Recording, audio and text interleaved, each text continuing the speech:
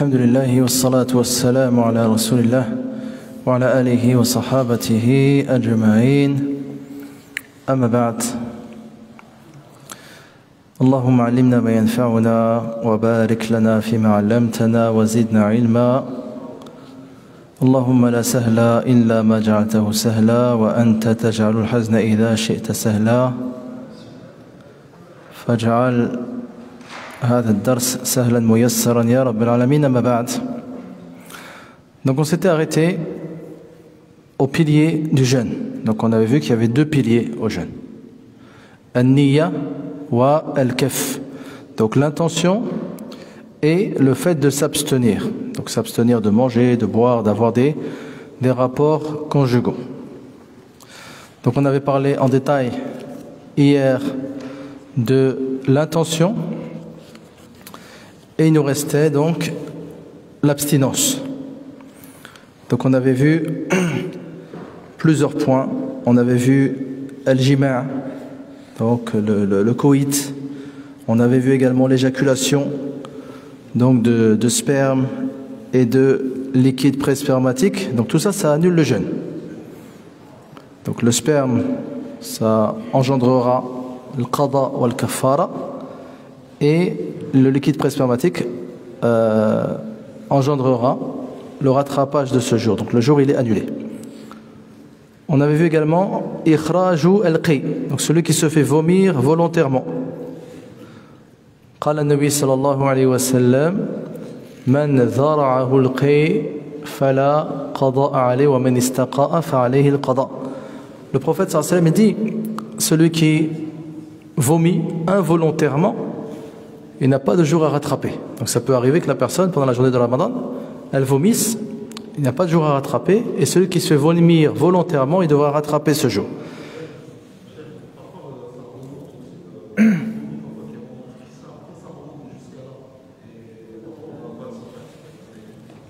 Voilà, tant que ça a pas atteint la bouche, c'est pas grave. Il nous dit ensuite إذا لم يزدرد منه شيئا. Donc tant que il n'avale pas quelque chose. Donc parfois la personne, elle vomit et ensuite elle avale quelque chose. Donc lorsque l'on vomit, il faut bien faire attention à ne rien avaler, inch'Allah. Wa illa fa'alayhi al-qada. Wa illa fa'alayhi al-qada. Et on s'était arrêté ensuite à wusul ma'i' min sharab wa duhnin wa ghayrihima lil halq. Donc tout ce qui arrive à la gorge comme liquide, comme huile, fait rompre le jeûne. Même si ça n'arrive pas à l'estomac. À partir du moment où ça arrive à la gorge, ça fait rompre le jeûne. Donc il nous dit walau wasala sahwan. Donc le Malikiya, ils font pas de différence pour l'annulation du jeûne entre ce qui a lieu volontairement et ce qui a lieu involontairement. Donc lorsque ça a lieu volontairement, bien sûr, il y a un péché, il y a le rattrapage de ce jour, il y a le kafara. Et lorsque ça arrive involontairement, ils disent il n'y a pas de péché. Il n'y a pas de péché, mais ce jour devra être rattrapé.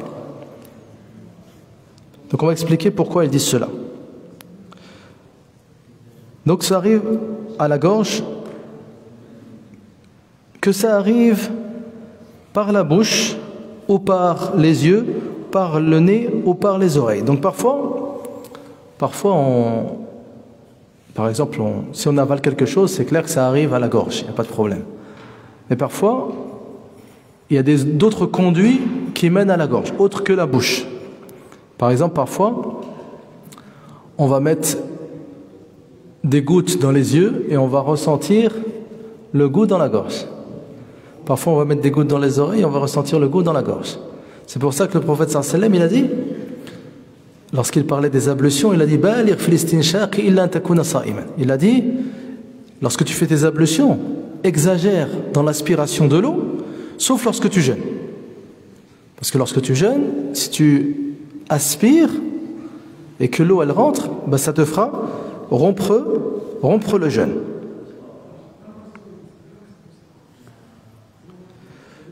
قال فمن اكتحل نهارا أو استنشق شيئا فوصل أثره للحلق أفسد الصوم.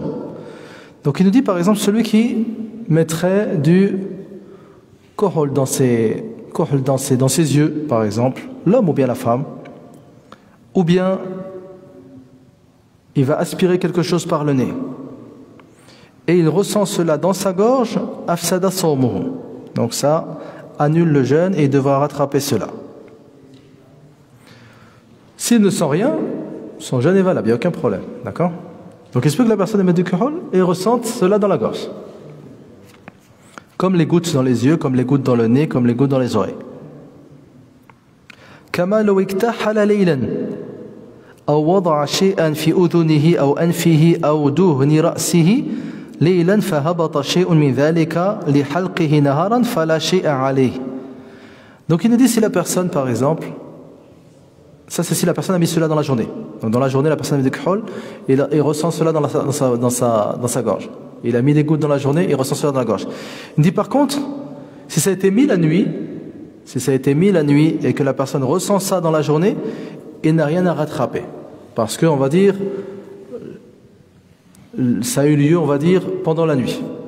Donc même si après dans la journée tu ressens ça, en tout cas, on va dire le passage de la gorge du nez ou des oreilles ou des yeux est très rapide, donc forcément ça a eu lieu avant le début de l'aube. Parfois même c'est parfois même par les pores de la tête, des cheveux. Il se peut que tu mettes, surtout les femmes, parfois mettent de l'huile par exemple dans leurs cheveux, l'huile d'olive et ressentent cela dans la gorge. Pareil, ça, si la personne fait cela, il faut qu'elle fasse cela la nuit et pas pendant la journée.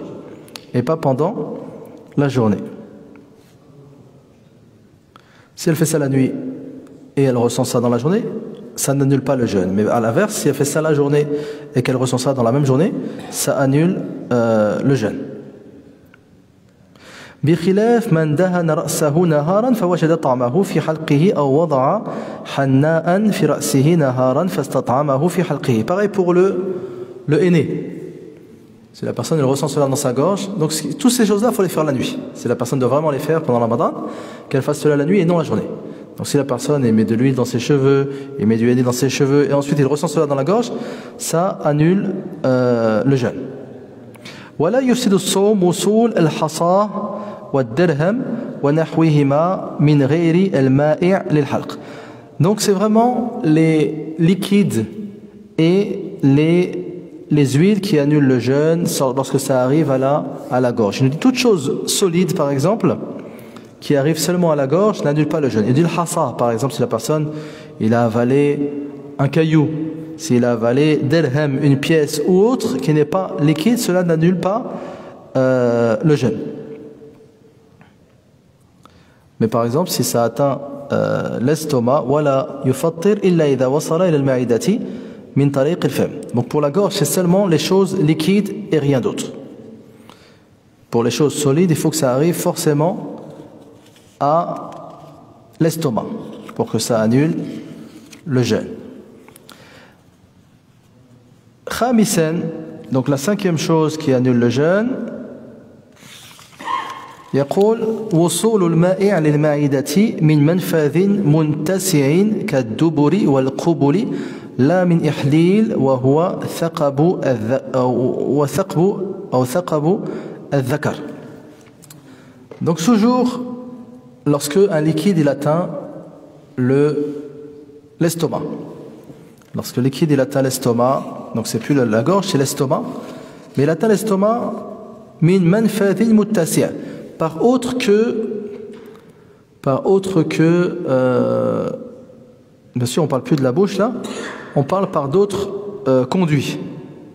Il nous dit par exemple akramakumullah, si la personne par exemple introduit quelque chose dans son anus et que ça arrive à l'estomac, ça fait rompre le jeûne. Ça peut même être un médicament, ou même si ça atteint l'estomac, forcément ça va être nutritif. Ou al-qubul, par exemple, pour la femme, si également elle introduit cela dans son sexe, dans son vagin, ça peut faire rompre le jeûne si ça atteint l'estomac.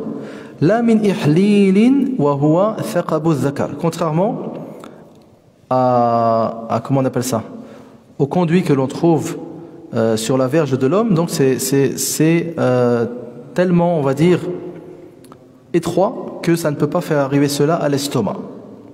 Donc si ça arrive par l'estomac, par un autre conduit que la bouche, ça fait rompre le jeûne également. Le ma'i'. ثم يقول ووصول شيء للمعدة من غير المائع من الفم فإنه مفطر بخلاف وصوله للحلق فقط أو من منفذ أسفل للمعدة فلا يضر ولو فتائل عليها دهن. Donc il nous dit également si quelque chose arrive à l'estomac, donc min ghayr al-ma'i', donc là on parle plus des liquides. Donc les liquides, dès que ça arrive à la gorge, ça fait rompre le jeûne. Ici, une chose qui n'est pas liquide, si ça arrive à l'estomac, par la bouche, فإنه مفطر. Donc c'est clair, si la personne, par exemple, il ingurgite quelque chose et que ça atteint l'estomac, ça fait rompre le jeûne. بخلاف وصوله للحلق. Contrairement à si ça arrive seulement à la gorge, comme on l'avait vu précédemment. À la gorge, il n'y a que le ma'i' qui fait rompre le jeûne. أو من منفذ أسفل المعدة فلا يضر. Pareil, si ça rentre par quelque chose d'autre, par un conduit sous l'estomac, فلا يضر.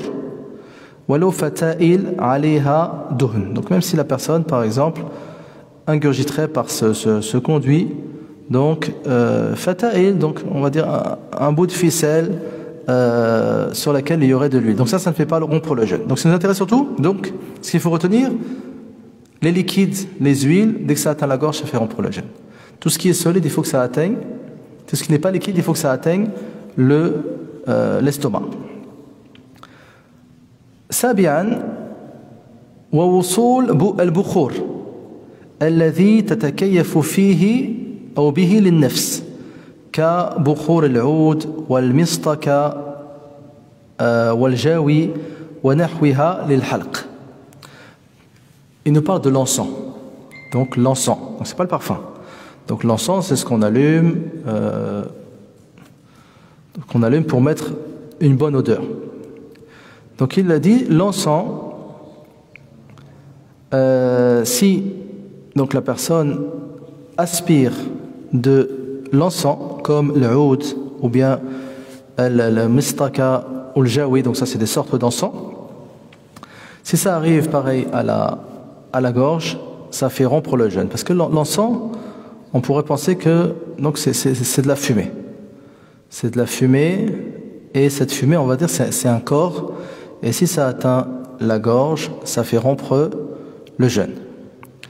ثم يقول ووصول بخار القدر فمتى وصل دخان البخور وبخار القدر للحلق وجب القضاء إذا كان وصوله باستنشاق سواء كان المستنشق صانعه أو غيره وأما لو وصل بغير اختياره فلا قضاء صانعا كان أو غيره. ومثل البخور الدخان يشرب أي يمص بقصبة ونحوها ومثل النشوق بخلاف غبار الطريق ودخان الخشب فلا قضاء في وصوله للحلق ولو تعمد استنشاقه وأما رائحة المسك والعنبر والزبد فلا تفطر ولو استنشاقها وإنما تكره.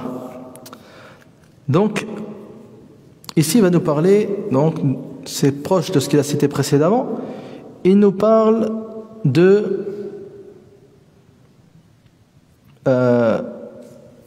Bukharul Qidr, donc la fumée qui sort de la marmite, donc de la cocotte de la marmite. فمتى وصل الدخان دخان البخور, donc soit l'encens, soit la fumée de la marmite, للحلق, ça annule également le jeûne si cela a eu lieu en respirant cette fumée. Que la personne soit la personne qui est cuisinée ou quelqu'un d'autre. Donc si la personne vraiment, elle s'est mise et elle a aspiré cela.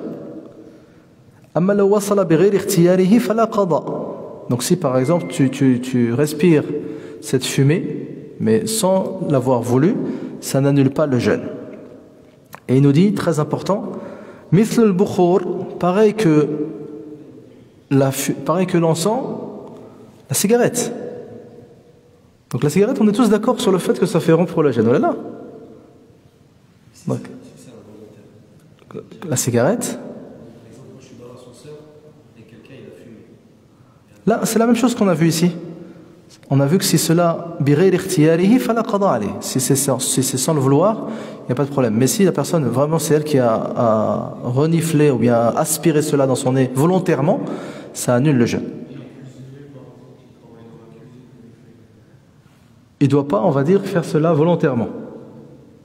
C'est-à-dire s'il voit la fumée, il essaye, donc il se retient, je sais pas, il se retient d'aspirer. Hein? Oui, en fait, tout dépend de l'intention. Si ça rentre sans que tu l'aies voulu, il n'y a pas à rattraper, mais tu n'as pas à respirer cette fumée. Voilà, aspirer dans ton nez. Donc la cigarette. Donc on est tous d'accord sur le fait que ça fait rompre le jeûne, en plus que c'est haram. Et donc il n'y a pas de grande différence entre ça et comment on appelle ça? Et l'encens, niveau fumée. Après on ne parle pas des dangers sur la santé, mais niveau, on va dire, corps, c'est la même chose. Donc l'encens, il y a de la fumée qui sort de manière constante, c'est proche de la fumée qu'il y a dans la cigarette, peut-être même que l'encens, la fumée, elle est encore plus épaisse. D'accord? Donc il nous dit, la cigarette, yushrab bimas biqasbatin wa nahwiha. Bikhilaf rubar at-tariq. Donc par exemple, il dit à l'inverse de la poussière qu'il pourrait y avoir dans les rues. Par exemple, parfois, après, il faut s'imaginer, admettons, avant les rues, elles n'étaient pas cimentées. Les rues, elles n'étaient pas cimentées. Donc en fait, il suffit qu'il y ait énormément de mouvements, des gens qui marchent énormément, ça faisait de la poussière. D'accord? Si en plus il y a des animaux, etc., ça fait de la poussière. Il suffit qu'il y ait du vent, également il y avait de la poussière. D'accord? Donc il nous dit rubar at-tariq, donc ça ne fait pas rompre le jeûne. Ça ne fait pas rompre le jeûne. Kadhalika dukhan al-khashab. Donc lorsque la personne, par exemple, elle scie du bois, pareil, en général, parfois il y a de la fumée, ça également, ça ne fait pas rompre le jeûne. Même si ça atteint la gorge. Walau ta'ammada istinshaqahu. Même si la personne, on va dire, elle volontairement, elle aspire cela. Pourquoi? Parce qu'en fait, à cette époque-là, c'est ce que l'on appelle le rumum al-balwa. En fait, la poussière, là, c'est une chose, on va dire, nous on ne se rend pas compte, mais il y a pas si longtemps, c'est une chose inévitable. La poussière, c'est une chose inévitable. Donc après, quand ils ont fait le ciment, même là, si on va à la campagne, tout ça, il y a de la poussière partout. Il suffit qu'il y ait du vent, surtout dans les pays chauds, c'est encore pire. Donc, du fait que c'est une chose inévitable pour les gens, la religion, elle facilite. Parce que dire aux gens que cela se fait rompre le jeûne, tout le monde romprait le jeûne à ce moment-là. Tout le monde romprait le jeûne à ce moment-là.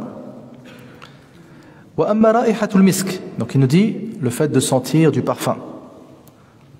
Donc là on parle plus d'encens, on parle vraiment du parfum que l'on connaît.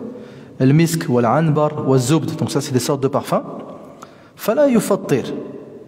Donc ça ne fait pas rompre le jeûne. Si tu respires du parfum, ça ne fait pas rompre le jeûne. Walau istanshaqaha, même si tu respires volontairement cela. Wa innama tukra. Donc c'est seulement déconseillé. Et pas pour ces mêmes raisons. On avait vu parce que souvent le parfum, ça peut rappeler à la personne tout ce qui est en rapport avec les plaisirs charnels.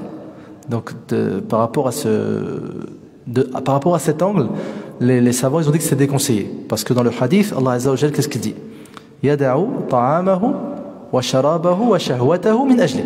Donc parmi les choses que l'on fait pendant le jeûne, on délaisse la nourriture, la boisson et les plaisirs pour Allah subhanahu wa ta'ala. Neuvièmement, ووصول قيء أو قلس أمكن طرحه فإن لم يمكن طرحه بأن لم يتجاوز الحلق فلا شيء فيه وأما البلغم الممكن طرحه فإن ابتلاعه لا يضر ولو وصل لطرف اللسان وأولى البصاق وجميع الفروع المتقدمة المشتملة على المائع وما بعده موجبة للفطر ولو كان الوصول غلبة أو سهوا. Donc il nous dit également, on revient au vomissement. Donc il nous dit, le vomissement fait rompre le jeûne al-qi ou al-qalas. Al-qi, donc c'est le vomissement, donc la personne vomit ce qu'elle a mangé. Ou al-qalas, c'est comme, c'est proche du vomissement, c'est autre chose qui sort à la kulli hal, c'est des remontées d'autres choses. J'ai plus la traduction en tête, mais en tout cas tout ça, ça fait rompre le jeûne. In amkana tarhuhu. Donc si tu pouvais rejeter cela, donc tu as vomi ou bien tu as eu des remontées et tu pouvais recracher cela et que tu ne l'as pas fait, tu l'as avalé, donc c'est remonté jusqu'à la bouche, tu pouvais cracher, tu ne l'as pas fait, ça fait rompre le jeûne si tu le ravales. Si à l'inverse tu ne pouvais pas rejeter cela, par exemple ça n'a pas dépassé la gorge, si ça n'a pas dépassé la gorge, tu peux pas le sortir. Donc il n'y a aucun problème même si ça revient. Mais si ça dépasse la gorge, donc tu pouvais recracher cela que tu ne l'as pas fait, cela fait rompre le jeûne. Le boulrum, c'est tout ce qui est glaire, tout ce qui est... Non, les glaires. Donc, hein? Glaise? Ouais, c'est ça. Moi je connais les glaires. Glaise, c'est pas de l'argile? Bref, les glaires. Pareil.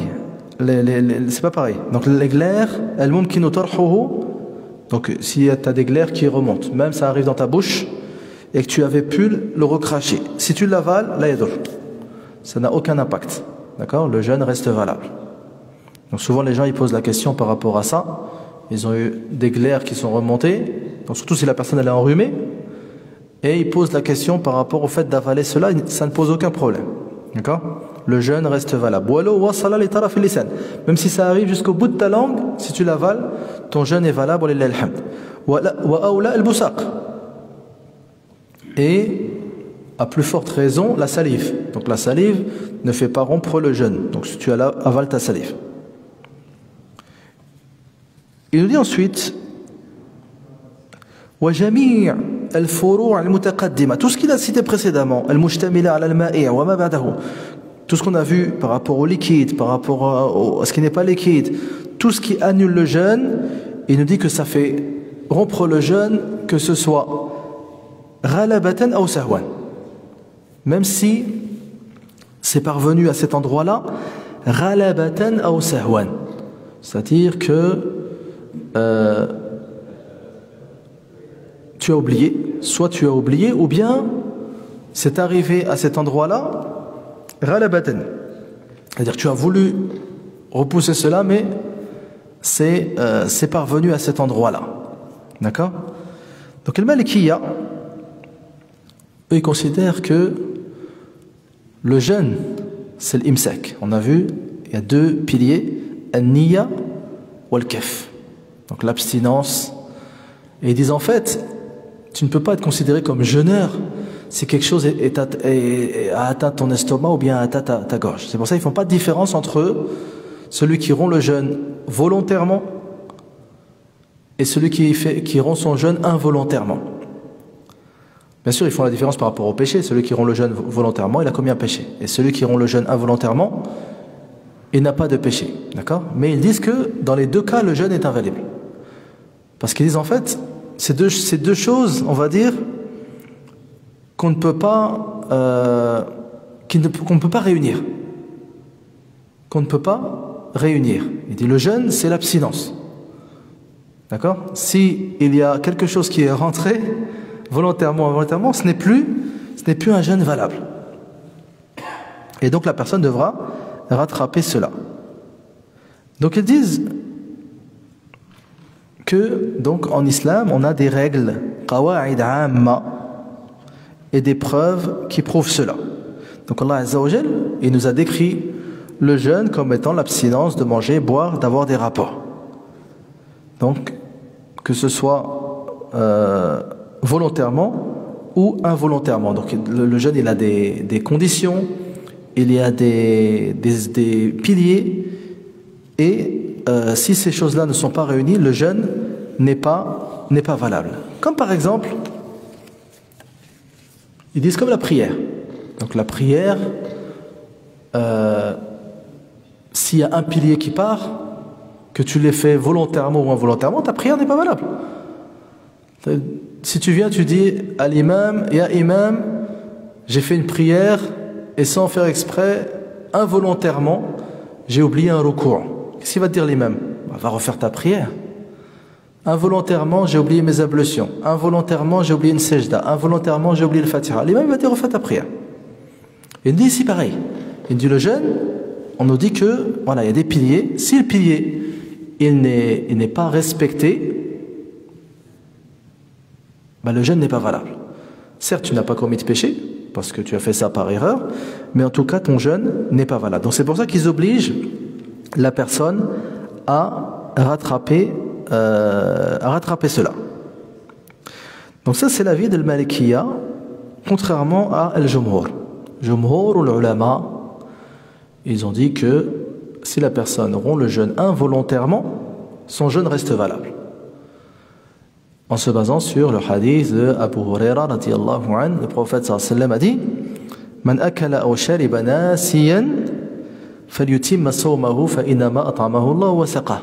Celui qui boit ou mange par oubli, qu'il finisse son jeûne, car c'est Allah azza wa jal qui l'a nourri et abreuvé. Dans ce hadith, il est connu de tous, au fil Bukhari ou Muslim. Les Malikiya, ils ont répondu, ils ont dit, on est d'accord avec ça. C'est-à-dire qu'il n'a pas commis de péché, mais il devra rattraper ce jour. Sauf que, on a une autre version dans Sunan al-Daraqutni qui est claire sur le fait qu'il n'y a pas de jour à rattraper. Le prophète sallallahu alayhi wa sallam, il nous dit Man akala aw shariba nasiyan fi Ramadan falyutimma sawmahu fa innama at'amahu Allah wa saqa la kaffarata alayhi wa la qada. Donc il n'y a pas de kaffara ni de qada. Donc ce hadith qui a été considéré authentique par beaucoup de savants, il est clair sur ce sujet. Donc si la personne rompt le jeûne involontairement et n'a pas à rattraper, il finit son jeûne et son jeûne est valable insha'Allah tabaraka wa ta'ala. Il nous dit également, dixième et dernier point, wusul ghalibi madmada ou siwak. هذا إذا كان الصوم فرضا وأما وصول أثر المضمضة والسواك للحلق في صوم النفل غلبة فلا يفسد الصوم. Donc il nous dit wusul ghalib madmada. Donc la personne, il a fait el madmada pendant les ablutions, donc il a aspiré de l'eau avec son nez et l'eau a atteint sa gorge. Donc il nous dit que cela fait rompre le jeûne. Donc également, en effet, le prophète sallallahu alayhi wa sallam, il a dit exagère dans l'aspiration de l'eau sauf si tu jeûnes. Le prophète sallallahu alayhi wa sallam, justement, il met en garde sur le fait que si cette eau elle parvient à ta gorge, ça te fera rompre le jeûne. Donc il faut faire très attention. De manière générale, il faut exagérer, donc ça permet de bien faire rentrer l'eau dans le nez, sauf lorsqu'on jeûne. Lorsqu'on jeûne, on diminue cela et on se contente de faire ça de manière, on va dire, légère. Siwak, Aidan, donc si la personne, le siwak, on va voir, c'est permis pendant le jeûne, il n'y a aucun problème, mais il faut faire attention. Il faut faire attention à que rien ne soit avalé. Rien ne soit avalé. Donc il nous dit, si c'est pendant un jeûne obligatoire, ça annule le jeûne, comme on a vu précédemment. Et il nous dit dans un jeûne surérogatoire, si ça rentre ralabatan, la personne a essayé de repousser mais elle n'a pas réussi, il nous dit la yufsidu as-sawm. Donc ils ont considéré que le jeûne surérogatoire, on va dire, était moins strict que le jeûne obligatoire. Allahu a'lam. ثم يقول كم هي أنواع شروط الصوم وما هي. Donc c'est quoi les conditions du jeûne? Donc il y a plusieurs sortes de conditions déjà. Il y a shurut wujub, donc des conditions d'obligation. C'est-à-dire des conditions qui, lorsqu'elles sont présentes, le jeûne devient obligatoire. Il y a des conditions de validité. C'est-à-dire que des conditions, si elles sont réunies, le jeûne sera valable. Et il y a les conditions de validité et d'obligation. Donc vous allez comprendre. Donc premièrement, شروط الصوم ثلاثة أنواع. الأول شروط وجوب. Donc les conditions d'obligation. Donc c'est quoi les conditions qui, lorsqu'elles sont présentes chez la personne, ça rend le jeûne obligatoire. وهي ثلاثة البلوغ القدرة على الصوم الحضور فلا يجب الصوم على الصبي وغير القادر ولا على المسافر ويصح منهم إن وقع. Donc il y a trois conditions. البلوغ, la puberté. Ensuite, القدرة على الصوم, la capacité de jeûner. Et الحضور. الحضور, c'est le fait donc d'être présent au moment du jeûne, du Ramadan. Donc le jeûne n'est pas obligatoire pour un enfant, ni pour celui qui n'a pas la capacité, ni le voyageur. Par exemple, tu es en plein voyage et Ramadan arrive. Le jeûne n'était pas obligatoire. Donc c'est parmi shart wujub. Mais si tous ces gens-là jeûnent, le jeûne est valable. Si l'enfant est jeune, son jeûne il est valable, même s'il n'est pas obligatoire pour lui. Si celui qui ne peut pas jeûner, donc il est dans l'incapacité de jeûner, mais il jeûne, par exemple, il prend sur lui-même et il supporte le jeûne est valable. Pareil pour le voyageur. Le voyageur, s'il jeûne, son jeûne est valable. الشرط الأول البلوغ. Donc la première condition, c'est البلوغ. Donc le jeûne n'est pas une obligation pour les enfants. Donc le boulour, donc avec les signes connus comme les menstrues, l'éjaculation de sperme, les poils sur le pubis, etc. Donc il nous dit le jeûne n'est pas obligatoire pour les enfants. عند المالكية بل يكره له. Donc il est même déconseillé de le faire jeûner avant l'âge. On ne lui ordonne pas de jeûner car le prophète sallallahu alayhi wa sallam, il n'a incité à faire jeûner il a incité les enfants qu'à prier seulement. Le prophète sallallahu alayhi wa sallam, il a parlé que de la prière en disant Muru awladakum bis salah, ordonnez à vos enfants de prier à 7 ans. Il n'a pas cité le jeûne alayhi salatu wa salam. Et si le jeûne prenait le même statut que la prière, le prophète sallallahu alayhi wa sallam l'aurait cité. Donc la prière, c'est la chose vraiment la plus importante. Donc c'est pour ça que le prophète sallallahu alayhi wa sallam a insisté sur le fait que les enfants dès le plus jeune âge doivent être on va dire appelés à la prière. Donc les parents doivent appeler leurs enfants à la prière dès l'âge de 7 ans. Donc le jeûne, ce n'est pas le cas. Deuxième condition, on a vu al-qudra ala as-sawm, donc être en capacité de jeûner. Donc le jeûne n'est pas obligatoire pour l'incapable, l'ajiz, qu'il soit réellement incapable ou bien qu'il prenne le même statut, haqiqatan ou hukman. Par exemple, le malade. Le malade, il est réellement incapable de jeûner. Et ensuite, on a des gens qui ne sont pas incapables de jeûner, ils peuvent jeûner, mais ils prennent le même statut. Comme par exemple, al-hamil ou al-murdi', la femme enceinte et la femme qui allait. Donc la femme enceinte, en réalité, elle peut jeûner. Elle peut jeûner. En général, elle a la capacité de jeûner. Mais le problème, c'est que si elle jeûne, son bébé n'a plus de quoi se nourrir. Pareil pour la femme qui allait, elle peut jeûner. Mais si elle jeûne, elle n'aura plus de lait. Donc elle se retrouve dans le même statut que le malade. Donc pareil, le jeûne ne leur est pas obligatoire. Al-hudur. Troisième condition, il nous a dit al-hudur. Al-hudur, c'est-à-dire le fait d'être présent, de ne pas être en voyage au moment de l'arrivée du jeûne. Allah Azza wa Jalla dit فَمَنْ شَهِدَ مِنْكُمُ الشَّهْرَ فَلْيَصُمْ. Celui qui est présent, qui n'est pas en voyage pendant au début du jeûne, qu'il jeûne. Donc celui qui est en voyage, le jeûne ne lui est pas obligatoire. C'est pour ça qu'Allah Azza wa Jalla dit juste après وَمَنْ كَانَ مَرِيضًا أَوْ عَلَى سَفَرٍ فَعِدَّةٌ مِنْ أَيَّامٍ أُخَرَ. Celui qui est malade ou bien en voyage, qu'il rattrape un jour de jeûne équivalent. Donc ça, c'était les conditions d'obligation. Shurut al-wujub. Ensuite, nous avons shurut siha. Donc les conditions de validité. Donc c'est quoi les conditions qui doivent être présentes chez le jeûneur pour que son jeûne soit valide, ou bien valable. أولاً l'islam. Donc il faut que celui qui jeûne soit musulman pour que le jeûne soit valable. C'est-à-dire que si un non-musulman jeûne, son jeûne n'est pas valable. Donc il faut premièrement qu'il y ait l'islam, c'est-à-dire la conversion, et ensuite son jeûne sera valable religieusement. Donc le jeûne, ça on en avait parlé il me semble dans d'autres cours, le jeûne il est obligatoire pour tout le monde. C'est pour ça qu'on n'a pas cité l'islam fi shart al-wujub. Donc le jeûne il est obligatoire pour tout le monde en réalité, mais il n'est valable que du musulman.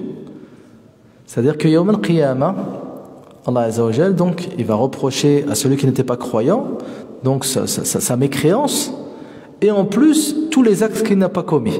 Donc Allah Azza wa Jal, qu'est-ce qu'il nous dit dans le Coran? Ma salakakum fi saqar. Qu'est-ce qui vous a conduit en enfer? Et ils diront lam nakum minal musallin wa lam nakun nut'imul miskin wa kunna nakhudu ma'al kha'idin wa kunna nukaththibu bi yawmiddin. Donc eux étaient mécréants, mais en plus on leur reprochera pourquoi tu n'as pas prié, pourquoi tu n'as pas nourri les pauvres. Donc c'est un sujet que l'on appelle khitab al-kuffar bi furu' al-sharia wa al-jumhur ala hada.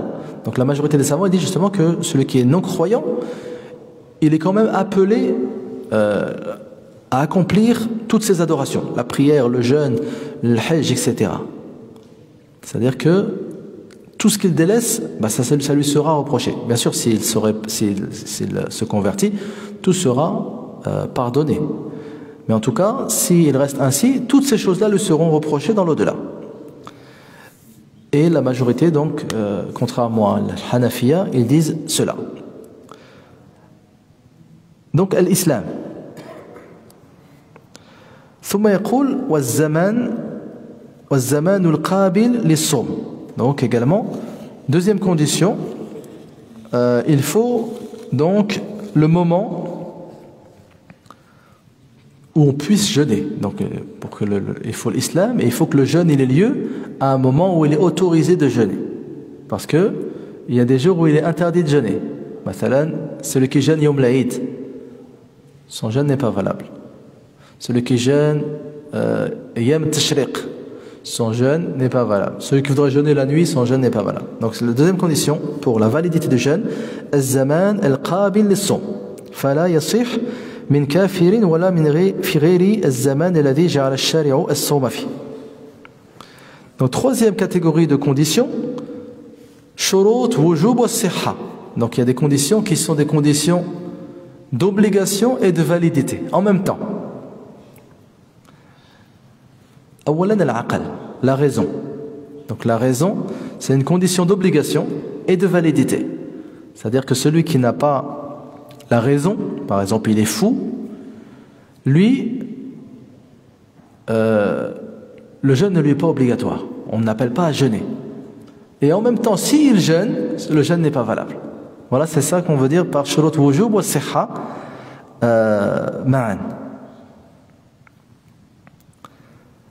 Donc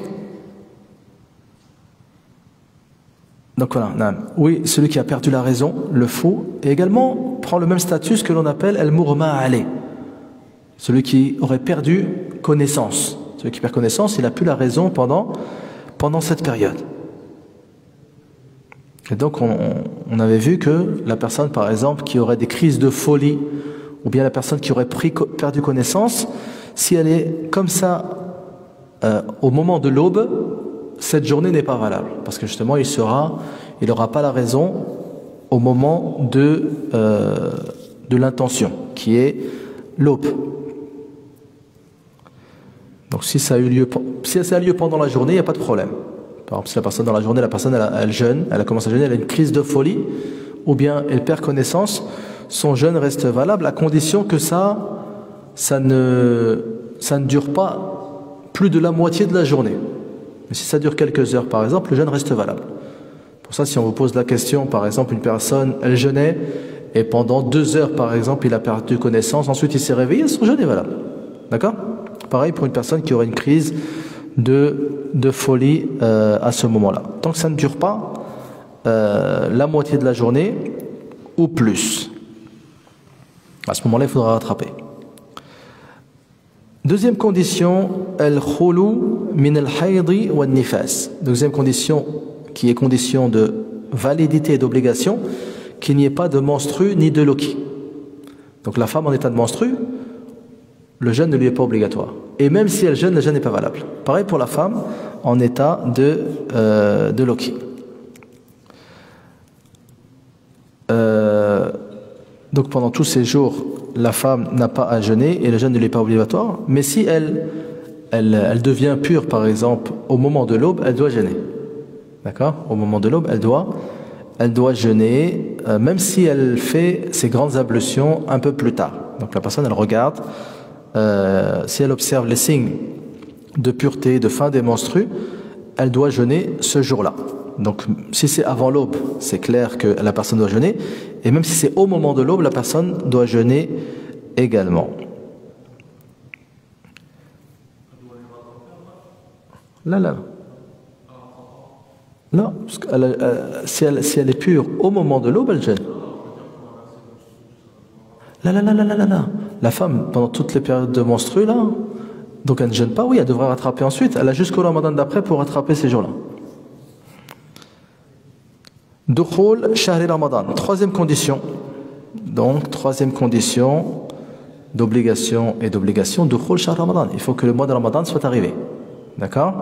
Donc le mois de Ramadan n'est pas obligatoire avant son arrivée avec les conditions qu'on a vues, Ar-Ru'ya ou bien Ikmal Sha'ban 30 yawman.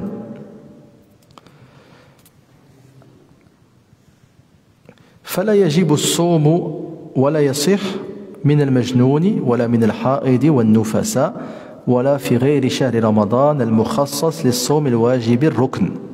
Donc on dit le jeûne n'est pas obligatoire ni n'est valable pour celui qui est pris de démence, la femme en état de menstruée, la femme en état de loki, et à un autre moment que le mois de Ramadan, qui est le pilier de l'islam. La question qui suit, ma huwa hukmu al-ha'id wa al-nufasa fi as-sawm wa al-qada wa ash-shakki fi at-tuhr. Donc la femme en état de menstruée ou bien de loki. Donc le loki, c'est ce qui arrive juste après la naissance. Donc par rapport au jeûne, par rapport au rattrapage également, et par rapport au doute quant à la pureté. Donc 3 choses, le sawm, le qada et le shak. Il nous dit, yajibu as-sawm, yajibu as-sawm ala al-ha'id wa al-nufasa. سواء كان صوم رمضان أو غيره ككفارة أو صوم اعتكاف أو نذر في أيام معينة إذا طهرت بقصة أو جفوف قبل الفجر. Donc il nous dit la femme en état de menstrue, si elle est pure avant l'aube, donc بقصة البيضاء, donc par les signes connus donc de pureté, si elle voit cela avant l'aube, donc elle doit jeûner, que ce soit Ramadan, que ce soit kafara, donc une expiation, que ce soit un jeûne lié à l'i'tikaf, parce qu'à l'Inde al-Malikiya, l'i'tikaf n'est pas valable sans jeûne, ou bien nadr, si la personne a fait un vœu, ou bien un jour précis. Donc si la femme est pure avant l'aube, elle doit obligatoirement jeûner ce jour-là. Ou 'inda tulu'ihi. Donc si également elle est pure au moment de l'aube, au moment de lever de l'aube, elle doit jeûner. C'est clair? Avant, c'est clair. Et également, au moment de l'aube, elle doit jeûner. ويجب عليها الصوم أيضا مع الكفارة إن شكت هل طهرت قبل الفجر أو بعده فتنوي الصوم لاحتمال كونه قبله وتقضي ذلك اليوم لاحتمال كونه بعده. Donc il nous dit, elle devra également jeûner si elle doute. Donc si elle doute. Donc en fait, elle doute du moment où elle n'a plus ses menstrues, donc au moment de sa pureté. Elle doute, est-ce que c'était avant l'aube ou bien est-ce que c'était après? Donc elle devra, et nous dit tanwi as-sawm, donc elle devra avoir l'intention de jeûner, car il se peut que c'était avant. Donc elle n'est pas sûre. Elle dit c'est peut-être avant, c'était après. Donc elle jeûne en ayant l'intention de que ce soit avant. Et en même temps, elle nous dit elle devra rattraper ce jour, car il y a également la possibilité que ce soit après. D'accord? Donc si elle doute, elle jeûne, mais elle rattrapera par prudence, au cas où c'était après.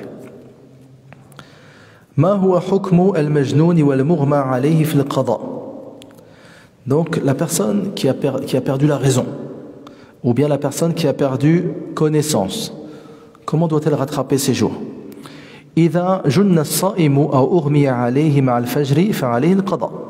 Donc si la personne elle est prise de crise de folie ou bien elle a perdu connaissance au moment de l'aube, elle devra rattraper ce jour.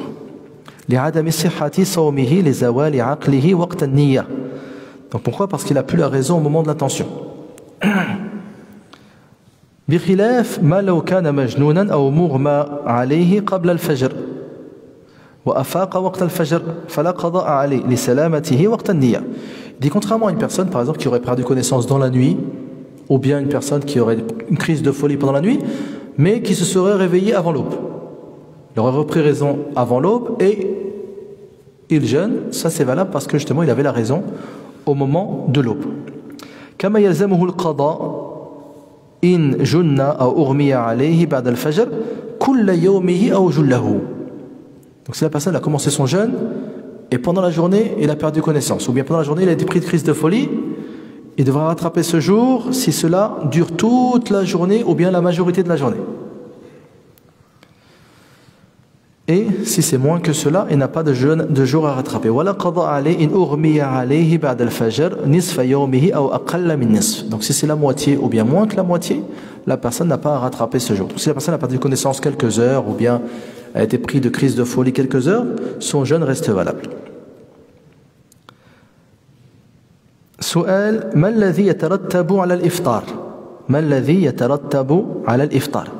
Donc c'est quoi les conséquences de la rupture du jeûne? Donc si tu romps le jeûne, c'est quoi les conséquences? يقول يترتب على الإفطار 5 أمور: القضاء والإمساك والكفارة والإطعام وقطع التتابع. Donc il nous dit ça, les conséquences, il y a 5 choses. Il y a le qada, donc le rattrapage de ce jour, al-imsak, donc le fait de continuer à jeûner dans certains cas, même si tu as rompu le jeûne, tu dois rester en train de t'abstenir de manger pour le reste de la journée.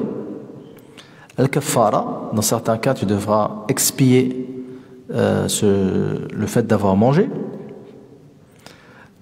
Parfois al-it'am, parfois tu devras nourrir, comme par exemple on va voir pour la femme qui allait.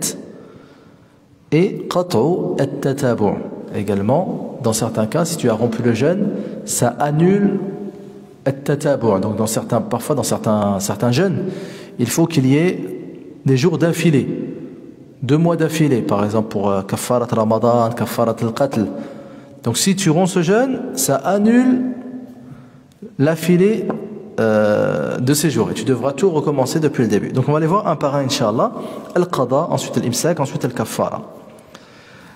يقول ما هو الحكم إذا حصل للصائم عذر أو اختل ركن أو شك في الفجر أو الغروب. Donc c'est quoi le statut du jeûneur lorsque justement il a un motif qui lui autorise à rompre le jeûne, ou bien un des piliers a été annulé? Donc on a vu les piliers al-niyya ou al-kaf, ou bien si la personne doute de l'aube. Donc la personne elle doute, elle ne sait pas si c'est encore la nuit ou bien l'aube est arrivée, ou à l'inverse la personne ne sait pas si c'est encore le jour ou bien est-ce que le soleil s'est couché. Donc c'est quoi le statut de tous ces gens-là? يقول يجب القضاء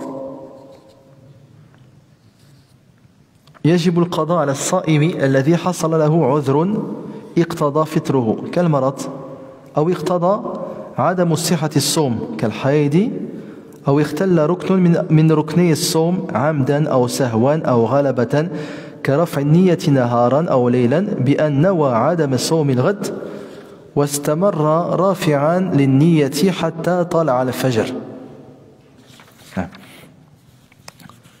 Donc il nous dit que la personne devra rattraper le jour donc qu'elle a annulé si la personne donc a un motif qui lui autorise à rompre le jeûne. Par exemple, la personne pendant la journée elle est tombée malade.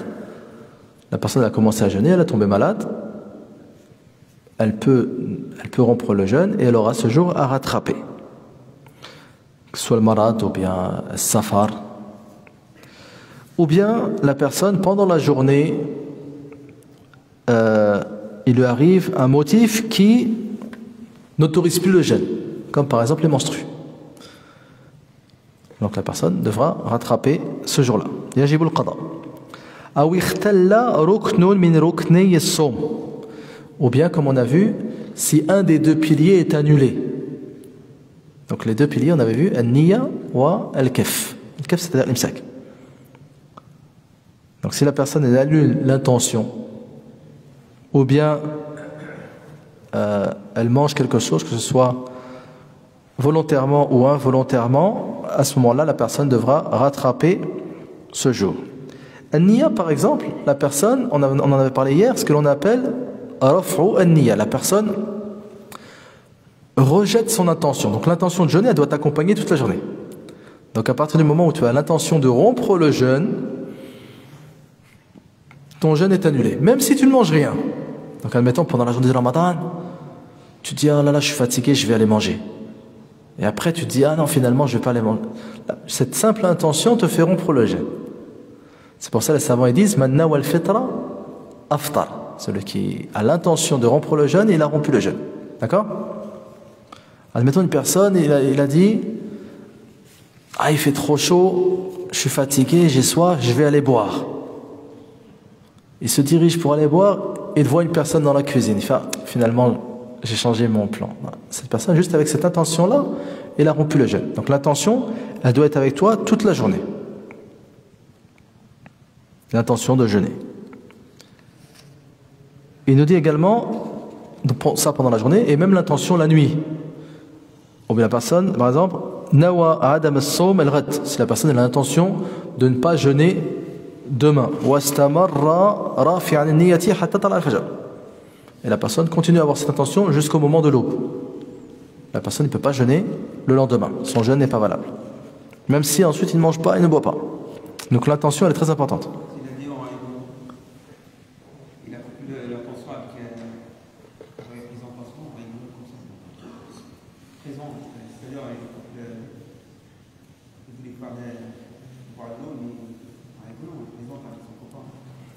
Non, si c'est seulement pour plaisanter, si la personne dans son cœur, il n'a pas cette intention-là, ça n'annule pas le jeûne. Mais si la personne vraiment dans son cœur, il dit, je vais aller manger, je vais rompre le jeûne, ça annule le jeûne.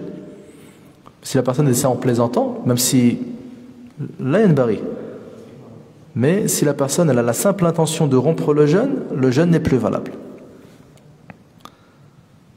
ثم يقول أو اختل بصب مائع في حلق صائم نائم أو بجماع شخص للنائم أو بتناول مفطر أو مفطر من أكل أو غيره شاكا في طلوع الفجر أو في الغروب أو بطروء الشك بأن أكل وشرب معتقدا بقاء الليل أو غروب الشمس ثم طرأ له الشك هل حصل ذلك بعد الفجر أو قبله أو بعد الغروب أو قبله.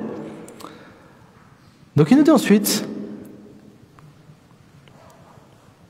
si la personne mange ou boit en doutant de l'aube, donc la personne elle ne sait pas est-ce que c'est l'aube ou pas. La personne elle ne sait pas, elle doute. Donc oubliez, il faut un peu recontextualiser la chose, oubliez l'horaire, tout ça. Donc les gens à l'époque, ils ont certes le mu'adhin qui va peut-être faire l'adhan, mais parfois il y a des endroits où les gens ils n'ont même pas ça. Donc les gens parfois, les bédouins, ils n'ont pas de mosquée, ils sont entre eux, et donc tout ce qu'ils ont c'est le ciel. D'accord?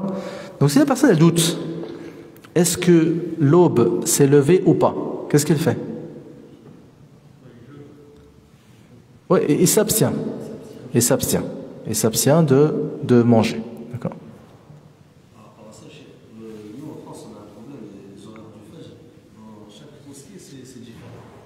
Il y a 20 minutes de différence entre les horaires. C'est quoi le comportement qu'on devra adopter? Voilà, c'est compliqué. Là, c'est très très compliqué en réalité.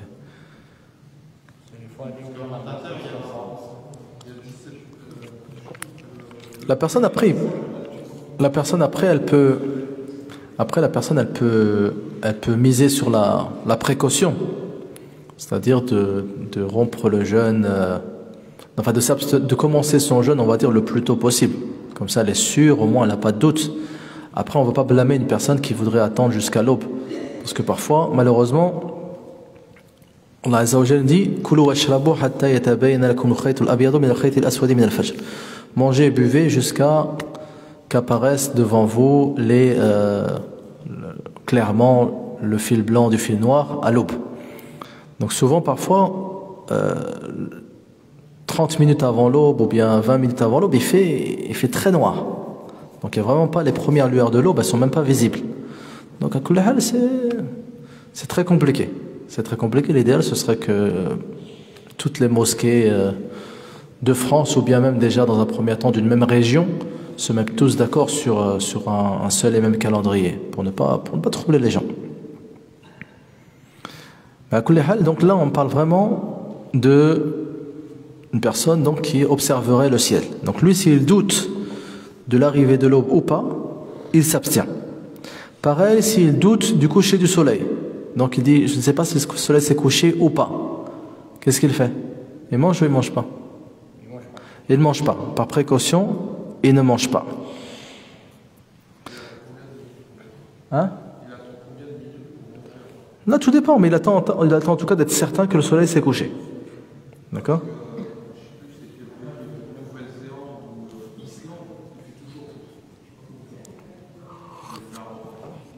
Là, eux, ils se basent sur le pays le plus proche. Donc les gens qui ont plus de 24 heures de nuit ou bien plus de 24 heures de jour, eux, ils se basent sur les horaires du pays le plus proche.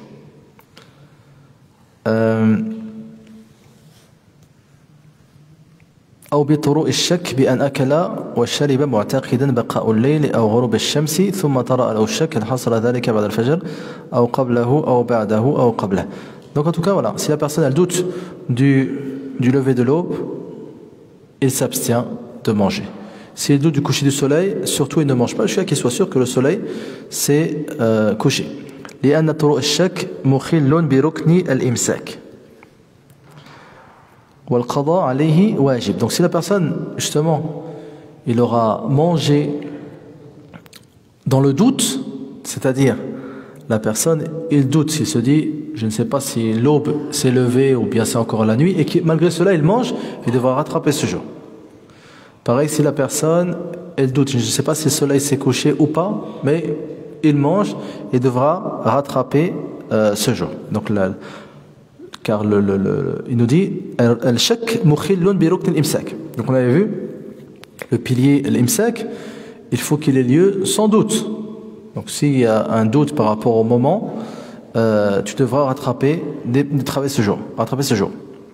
Donc comme on a vu, eux ils font pas de différence entre عمدا وسهوا أو غلبة سواء كان الإفطار جائزا كالفطر في السفر أو حراما كمن أفطر منتهكا حرمة الشهر. Donc il n'y a pas de différence que la personne, si la personne doute, que la rupture lui soit autorisée, comme si par exemple la personne était en voyage, ou bien si la personne n'avait pas le droit de faire cela, comme par exemple sur une personne qui est résidente. Donc la personne, dans ces deux cas, elle devra rattraper si elle mange dans le doute.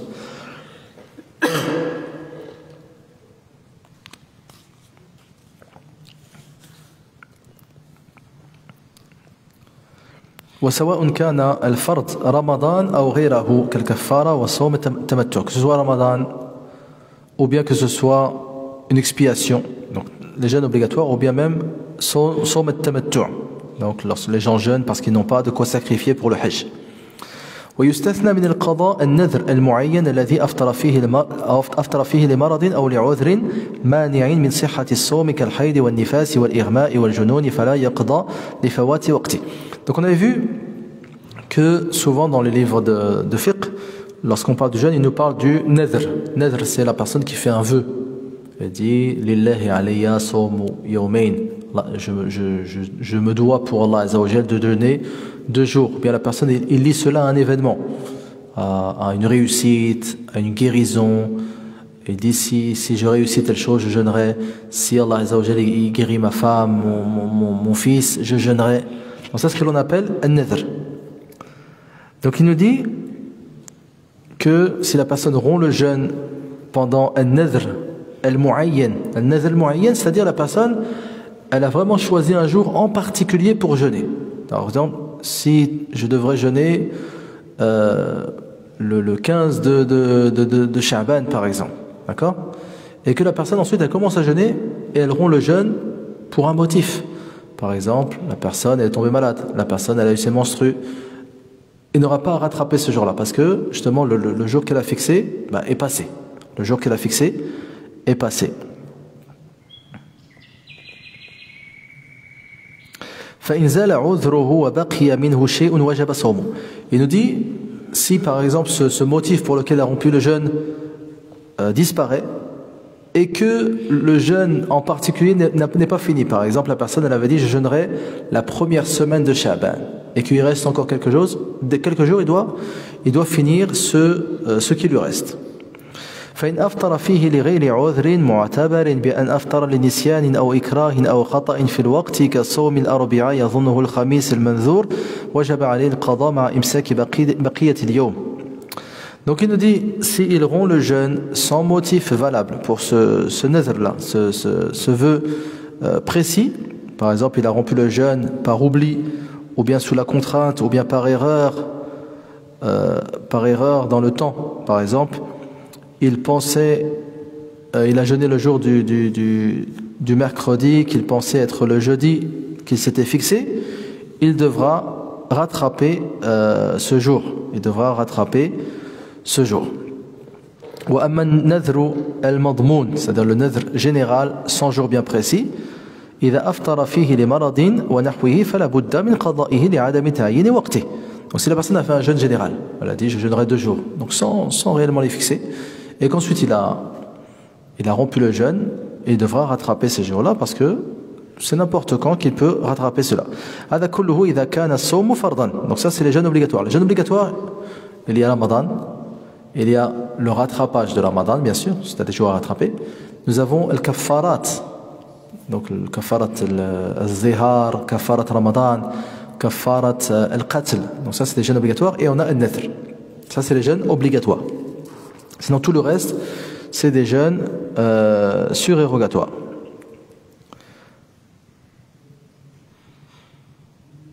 فإن كان الصوم نفلا فلا يقضى إلا الفطر العمد الحرام.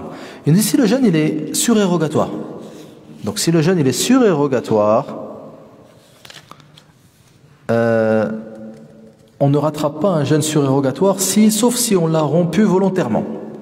Donc à Ind al-Malikiyya, déjà il est si tu commences un jeûne obligatoire ou surérogatoire, tu dois le terminer. Tu ne peux pas en pleine journée rompre le jeûne. Et nous dit Allah Azza wa Jalla nous dit thumma atimmu as-siyama ila al-layl. Ensuite terminer le jeûne jusqu'à la nuit. Donc ils disent tout jeûne que tu commences, tu dois absolument le terminer. Et ils nous disent que si tu as rompu le jeûne volontairement, tu devras obligatoirement rattraper ce jour. Admettons que tu jeûnes un jour, je sais pas moi, le lundi, et qu'en pleine journée tu dois rompre le jeûne, tu devras rattraper cela. Si tu romps le jeûne volontairement, tu devras rattraper ce jour. Ils nous disent qu'Allah Azza wa Jalla dit Ya ayyuhalladhina amanu awfu bil uqud. Il dit, oh vous qui avez cru, respectez vos engagements. Donc si tu rentres dans le jeûne, tu dois le terminer.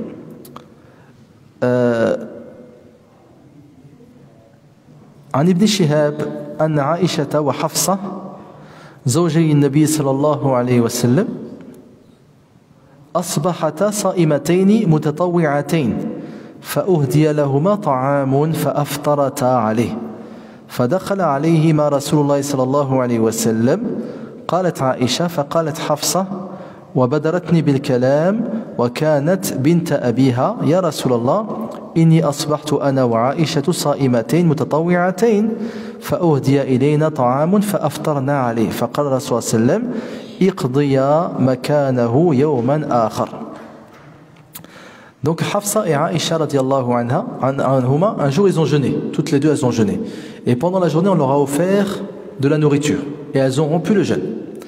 Ensuite elles ont informé le prophète sallallahu alayhi wa sallam et le prophète sallallahu alayhi wa sallam il leur a dit rattrapez ce jour par un autre jour. Donc ce hadith, il y a dans la chaîne de transmission donc un narrateur majhoul. Donc les savants ils ont considéré que ce hadith était faible. Donc il est clair que si on commence un jeûne surérogatoire, il faut le terminer. Donc la religion, ce n'est pas un amusement, il faut le terminer. Mais si la personne, par exemple, voit qu'elle préfère, on va dire, rompre le jeûne, cela lui est autorisé. Donc le prophète sallallahu alayhi wa sallam دخل النبي صلى الله عليه وسلم على عائشة ذات يوم فقال هل عندكم شيء فقلنا لا قال فإني إذن صائم ثم أتانا يوما آخر فقلنا يا رسول الله أودي لنا حيس فقال أرنيه فلقد أصبحت صائما فأكل رواه مسلم. Donc le prophète صلى الله عليه وسلم un jour il est arrivé chez Aïcha et il jeûnait et elle lui a montré, elle lui a dit on nous a offert du haïs. Haïs c'est un mélange de pâte de date avec des amandes etc. Et il a mangé, il a rompu son jeûne, sallallahu alayhi wa sallam. Également, on a le hadith de Abu Darda avec Salman. Donc le prophète sallallahu alayhi wa sallam, il avait créé un pacte de fraternité entre les deux à Médine. Et Abu Darda, donc il jeûnait tout le temps. Il priait toute la nuit, il jeûnait tout le temps. Et lorsque Salman lui a rendu visite, donc Abu Darda lui a apporté la nourriture, et il a dit à Salman, mange. Il lui a dit, mange toi. Il a fait, non, moi je jeûne. Il lui a dit, je ne mangerai pas si tu ne manges pas. Et donc, Abu Darda, il a rompu son jeûne. Donc pour Salman, lorsque le prophète sallallahu alayhi wa sallam, il a été informé de cela, il a dit Sadaqa Salman. Donc Salman, il a eu raison de l'inciter à rompre le jeûne. Également, le prophète sallallahu alayhi wa sallam, il dit As-sa'imu al-mutatawwi' amiru nafsihi in sha'a amda wa in sha'a amsaka. Donc il dit celui qui jeûne de manière surrogatoire, il est maître de lui-même. S'il veut, il termine ce jeûne. S'il veut, il peut le rompre. C'est comme une sadaqa. Lorsque tu mets ta main dans ta poche, tu sors la sadaqa, tu peux soit terminer la sadaqa et la donner, soit ne pas, soit la remettre dans ta poche. C'est toujours mieux de terminer le jeûne ou de terminer la sadaqa, mais en tout cas, c'est autorisé. Donc ce n'est pas une obligation. Le Malikiya considère cela comme une obligation de rattraper ce jour. Allahu a'lam, c'est seulement recommandé. C'est seulement recommandé. Allahu Akbar, Allahu Akbar, Allahu Akbar, Allahu Akbar. Ashhadu an la ilaha illallah. أشهد أن لا إله إلا الله أشهد أن محمد رسول الله أشهد أن محمد رسول الله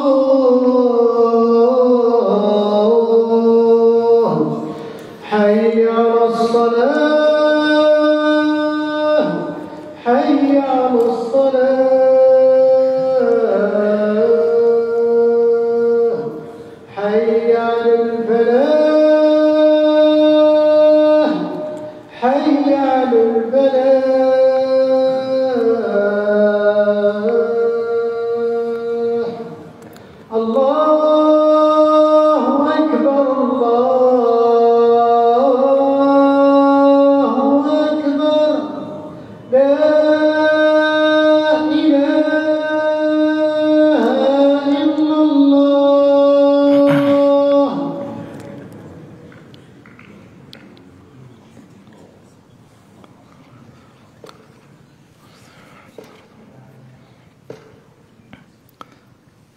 Donc d'après Al-Malikiya, celui qui rompt le jeûne surérogatoire, il devra rattraper ce jour obligatoirement. Donc premièrement, il n'a pas le droit de rompre le jeûne, et deuxièmement, il devra rattraper.